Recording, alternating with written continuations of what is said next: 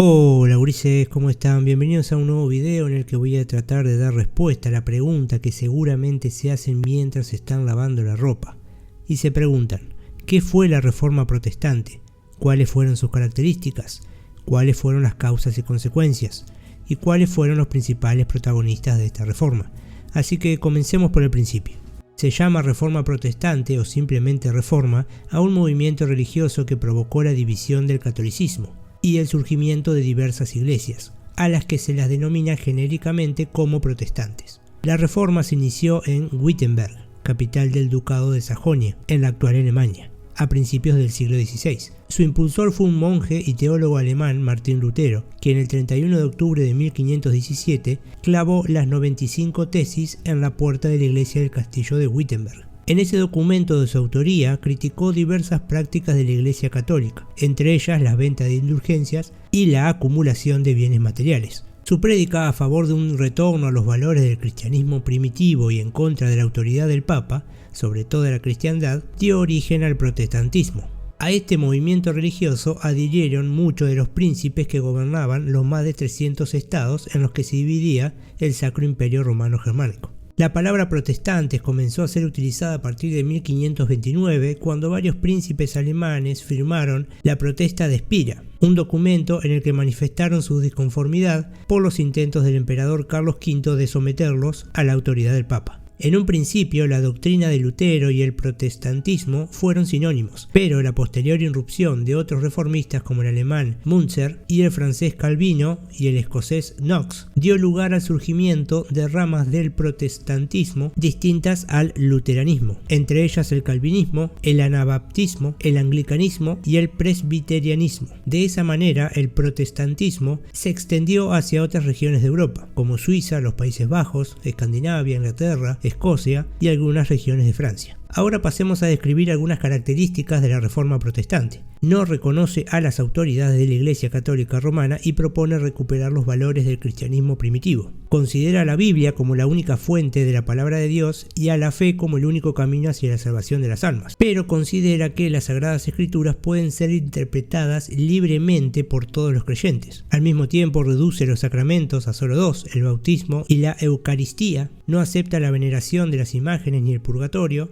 rechaza la Inmaculada Concepción de María y su asunción en cuerpo y alma en los cielos. Acepta a Jesucristo como único mediador entre Dios y los creyentes y no posee jerarquía eclesiástica, solo referentes espirituales, ya que considera que todos los creyentes pueden ser sacerdotes. Ahora pasemos a hablar de las causas y consecuencias de la Reforma Protestante. Entre las causas tenemos la venta de indulgencias promovida por el papado para financiar la construcción de la Basílica de San Pedro en Roma, la entrega de dinero para obtener la indulgencia o perdón de los pecados por parte de las autoridades eclesiásticas era una práctica habitual desde el siglo XI. Del mismo modo, también hubo una prédica por parte de el inglés John Wycliffe y el bohemio Jan Hus, fundador de la iglesia husita.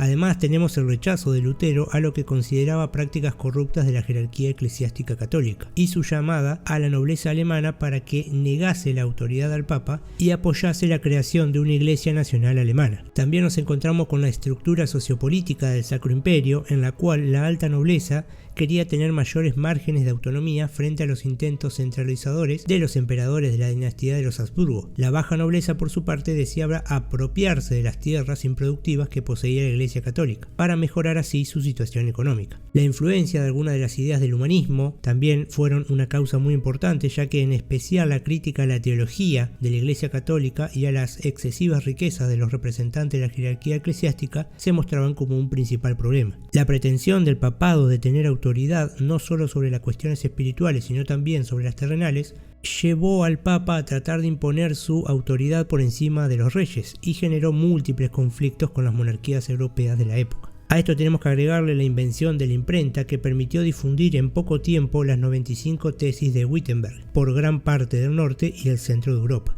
Ahora pasemos a hablar de las consecuencias. Por un lado tenemos la división de la cristiandad occidental en dos grandes ramas.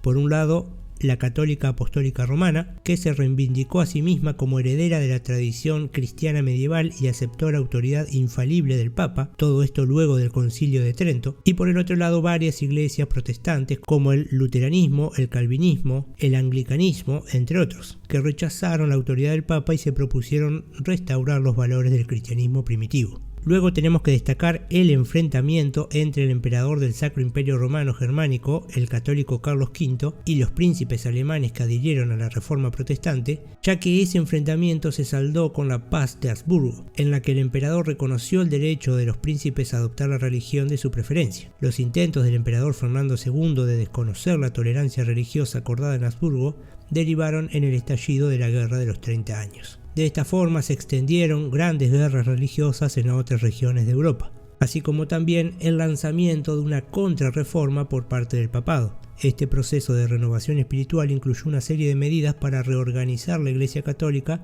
y responder a los cuestionamientos de los protestantes, como mencionamos anteriormente. Y por último, destacar la traducción de la Biblia a diversos idiomas, entre ellos el alemán, el inglés, el francés, el español, el ruso, el finlandés y el islandés, que permitieron que distintos lugares del mundo puedan realizar su propia interpretación de la Biblia. Finalizando el video, vamos a destacar quiénes fueron los protagonistas de la Reforma Protestante. En primer lugar, tenemos que destacar a Martín Lutero, teólogo y fraile alemán, principal impulsor de la Reforma Protestante, a Ulrico Zwinglio, a Thomas Müntzer, a Enrique VIII, el rey de Inglaterra, fundador del movimiento protestante conocido como el anglicanismo, Juan Calvino, un teólogo nacido en Francia y principal promovedor de la Reforma calvinista o calvinismo, una de las ramas del protestantismo. Teólogo nacido en Francia y principal promotor de la Reforma calvinista. Y por último, John Knox, predicador escocés, padre de la Reforma escocesa y fundador del presbiterianismo. Bien, hasta acá el video de hoy. Espero que les haya parecido interesante o les haya sido de utilidad. Si es así, los invito a que le den me gusta al video, a que se suscriban al canal y, como ya saben, hasta otro dato de color.